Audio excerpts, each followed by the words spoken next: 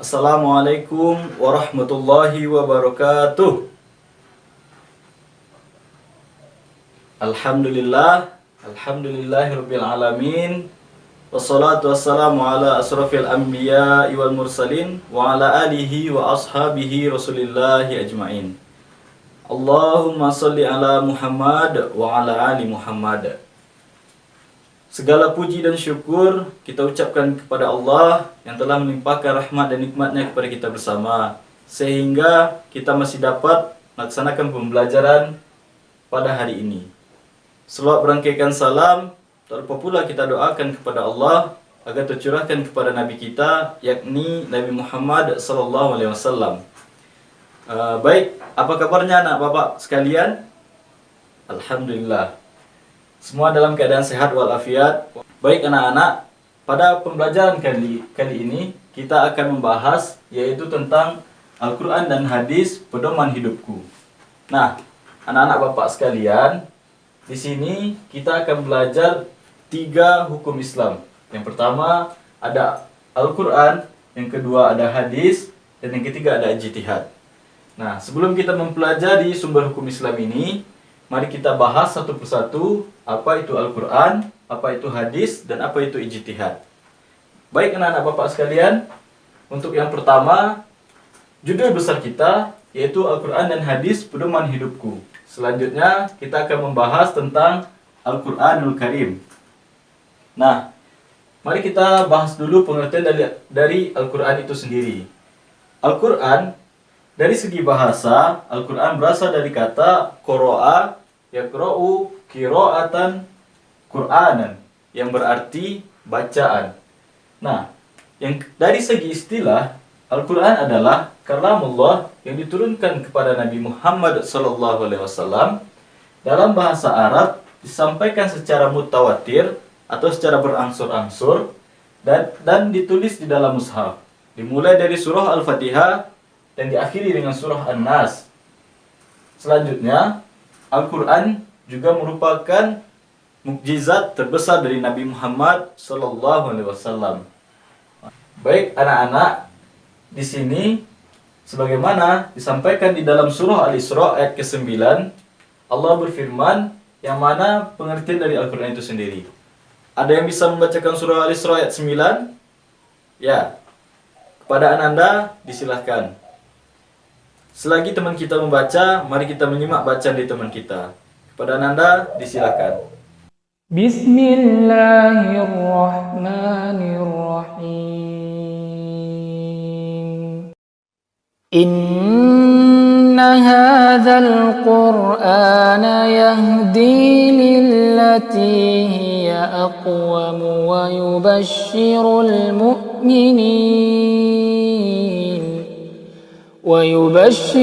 mu'minin alladhina ya'maluna as-salihati anna lahum ajran kabira. Nah, baik Ananda. Sekarang kita akan bacakan arti dari Quran surah Al-Isra ayat ke-9. Mari kita bacakan. Apa kata Allah? Sungguh Al-Quran ini memberi petunjuk ke jalan yang paling lurus dan memberi kabar gembira kepada orang mukmin yang mengerjakan kebajikan, bahwa mereka akan mendapatkan pahala yang besar.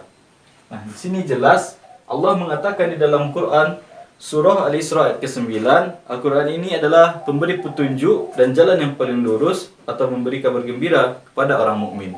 Artinya, jika kita mengimani Al-Quran, Al-Quran itu sendirilah yang akan menunjukkan jalan yang lurus kepada kita. Baik, selanjutnya poin kedua, kita akan membahas tentang kedudukan Al-Quran sebagai sumber hukum Islam.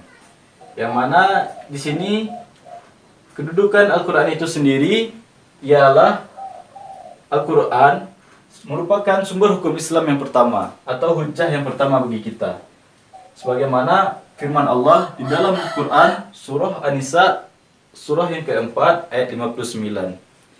Baik, Ananda sekalian, kita akan membacakan arti dari surah An-Nisa ayat 59, yang mana kata Allah, Wahai orang-orang yang beriman, taatilah Allah dan taatilah Rasul atau Muhammad dan ulil amri atau pemimpin di antara kamu.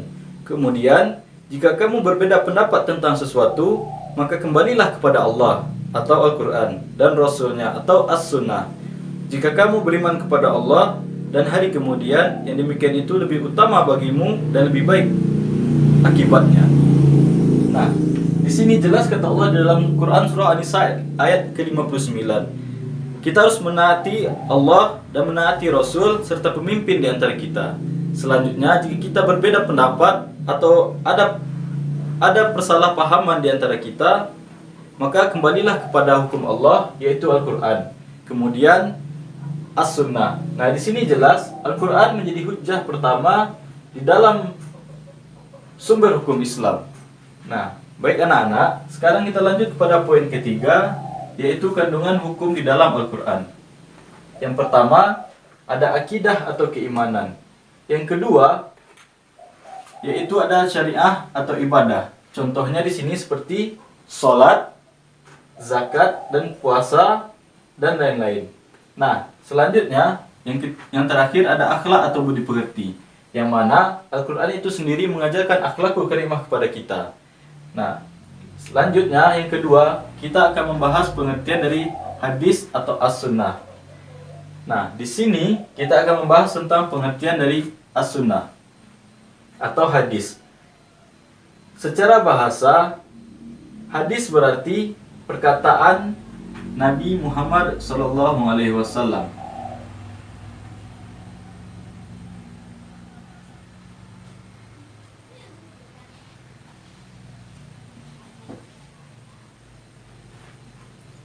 Yang kedua, menurut istilah, hadis ialah segala perkataan atau perbuatan dan ketetapan atau takrir yang dilakukan oleh Nabi Muhammad SAW. Hadis juga dinamakan dengan sunnah. Namun, para ulama di sini membedakan antara hadis dan sunnah. Yang mana di sini menurut para ulama, hadis ialah segala perkataan Nabi.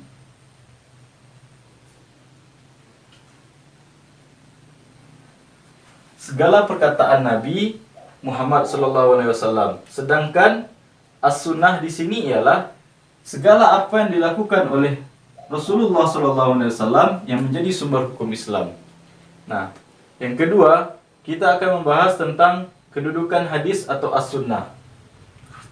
Nah, di sini kata Allah di dalam Quran surah An-Nisa ayat ke-80, apa kata Allah? Barang siapa yang menaati Rasul Muhammad SAW, maka sesungguhnya ia telah menaati Allah. Dan barang siapa yang berpaling darinya, maka ketahuilah kami tidak mengutusmu Muhammad untuk menjadi pemelihara mereka. Di sini jelas kata Allah, barang siapa yang menaati Rasul, maka sesungguhnya ia telah menaati Allah. Apa maksudnya? Kata Allah, jika kita menaati Rasul atau perintah-perintah Rasul, itu sama saja kita menaati Allah. Jadi di sini jelas kedudukan dari as-sunnah itu sendiri adalah sumber hukum Islam setelah Al-Quran. Nah, lanjut. Kita akan bahas poin yang ketiga, yaitu fungsi terhadap Al-Quran. Yang mana di sini yang pertama fungsi dari fungsi dari hadis terhadap Al-Quran. Yang pertama ialah menjelaskan ayat-ayat Al-Quran yang masih umum. Contohnya ayat-ayat tentang sholat. Yang mana seperti hadis riwayat Bukhari, apa kata Nabi Muhammad? Sholatlah kalian sebagaimana kalian melihatku sholat. Nah, di sini kan kita belum jelas bagaimana sholatnya Nabi. Nah, di dalam Al-Quran hanya diperintahkan untuk sholat. Lalu dijelaskan oleh hadis Bukhari bagaimana kata Nabi, sholatlah kalian sebagaimana kalian melihatku sholat. Nah, di hadis-hadis yang lain itu dijelaskan bagaimana sholatnya Nabi. Selanjutnya yang kedua yaitu memperkuat pernyataan yang ada di dalam Al-Quran. Yang ketiga, menerangkan maksud dan tujuan ayat. Yang keempat, menetapkan hukum baru yang tidak terdapat di dalam Al-Quran. Lanjut, pembahasan kita yang keempat yaitu macam-macam hadis. Ditinjau dari segi perawinya, yang pertama ada hadis mutawatir. Hadis yang diriwayatkan oleh banyak perawi. Nah, di sini ketingkatan hadis mutawatir sangat terjamin karena tidak mungkin sebanyak itu perawi yang meriwayatkan, tidak mungkin mereka untuk berdusta. Yang tingkatan kedua ada hadis masyhur, yang mana hadis yang diriwayatkan oleh 2 orang perawi atau lebih sehingga tidak mencapai derajat mutawatir. Artinya kemungkinan masih ada bolong-bolong di sini sehingga hadis ini tidak sampai derajat mutawatir. Tapi hadis ini masih layak atau masih bisa dijadikan hujjah. Selanjutnya itu hadis ahad, yang mana hadis yang diriwayatkan oleh 1 atau 2 orang perawi sehingga tidak mencapai derajat mutawatir. Nah, selanjutnya dari segi kualitas perawinya sendiri. Yang pertama ada hadis sahih, yang kedua ada hadis hasan, yang ketiga ada hadis dhaif atau tidak bisa dijadikan hujjah, tapi hadis dhaif ini bisa dijadikan motivasi.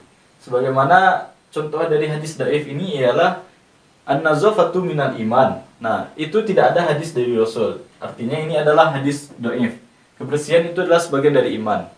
Tetapi walaupun hadis ini tidak bisa kita jadikan hujjah, hadis ini bisa menjadi motivasi bagi kita untuk selalu menjaga kebersihan. Selanjutnya, poin yang terakhir, kita akan membahas tentang ijtihad sebagai upaya memahami Al-Quran dan hadis. Kita akan membahas yang pertama, pengertian dari ijtihad itu sendiri. Nah, baik. Yang pertama, kita akan membahas tentang pengertian ijtihad. Ijtihad berasal dari bahasa Arab, yaitu ijtahada yajtahidu ijtihadan, yang artinya menyerahkan segala kemampuan atau bersungguh-sungguh mencurahkan tenaga atau bekerja secara optimal atau secara maksimal. Nah, selanjutnya pengertian dari ijtihad secara istilah yaitu mencurahkan segenap tenaga dan pikiran secara bersungguh-sungguh dalam menetapkan suatu hukum.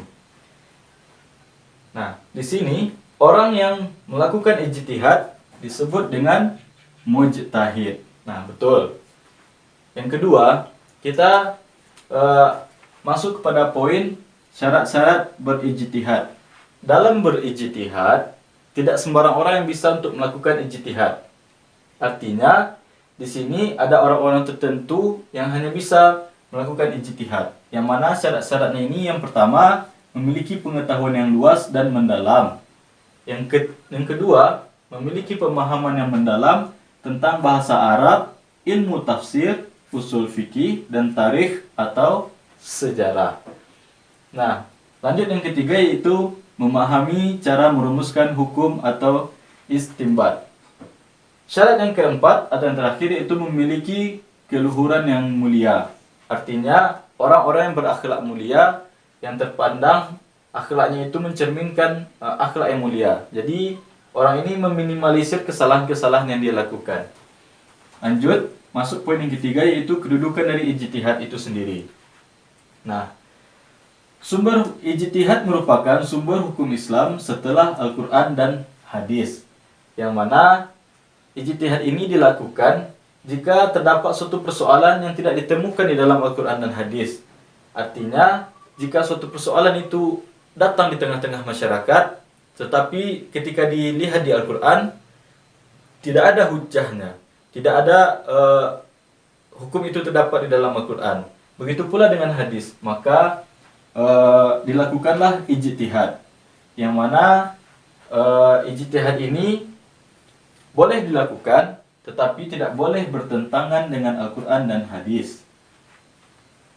Apabila seseorang melakukan ijtihad, jika dia benar, maka dia akan mendapatkan 2 pahala. Tapi jika dia salah, maka dia mendapatkan 1 pahala. Lanjut, yang keempat yaitu bentuk-bentuk dari ijtihad. Yang pertama ada ijma'. Nah, ijma' ini merupakan kesepakatan para ulama ahli ijtihad dalam memutuskan suatu hukum atau perkara. Yang kedua adalah qiyas. Yang ketiga maslahah mursalah. Nah, di dalam pembagian hukum Islam ada yang namanya hukum taklifi atau tuntunan Allah yang berkaitan dengan perintah dan larangan. Dan yang kedua ada hukum wadi' atau wada'i. Di sini yang dimaksud dengan wada'i yaitu perintah Allah yang merupakan sebab, syarat atau penghalang bagi adanya sesuatu. Nah, pembagian dari hukum taklifi itu sendiri yang mana sebagai kita ketahui secara umum. Yang pertama ada wajib. Yang mana wajib ini apabila kita kerjakan, kita akan mendapatkan pahala. Apabila kita tinggalkan, kita akan mendapatkan dosa. Apa contohnya? Ya, betul, sholat. Contohnya di sini ialah sholat. Selain sholat ada, ya betul, zakat dan ibadah-ibadah yang diwajibkan lainnya. Selanjutnya, yang kedua ada hukumnya sunnah. Yang mana sunnah ini apabila kita kerjakan, kita akan mendapatkan pahala. Namun apabila kita tinggalkan, kita akan merugi. Nah, yang selanjutnya, yang ketiga ada haram. Haram ini jelas apabila kita kerjakan atau kita laksanakan apa yang dilarang oleh Allah, maka kita akan mendapatkan dosa. Namun sebaliknya, apabila kita tinggalkan, kita akan mendapatkan pahala. Yang keempat ada hukum makruh. Dan yang kelima ada mubah atau boleh. Nah, baik anak-anak bapak sekalian, inilah pembelajaran kita pada kali ini. Semoga apa yang bapak sampaikan tadi dapat kita tangkap dan dapat dimengerti. Nah, baik anak-anak, inilah pembelajaran kita pada hari ini. Semoga apa yang bapak sampaikan ada manfaatnya bagi kita bersama. Itulah pembelajaran kita tentang Al-Quran dan hadis pedoman hidupku. Nah, baik anak-anak, sekian pertemuan kita pada kali ini. Bapak sudahi. Billahi taufiq wal hidayah. Assalamualaikum warahmatullahi wabarakatuh.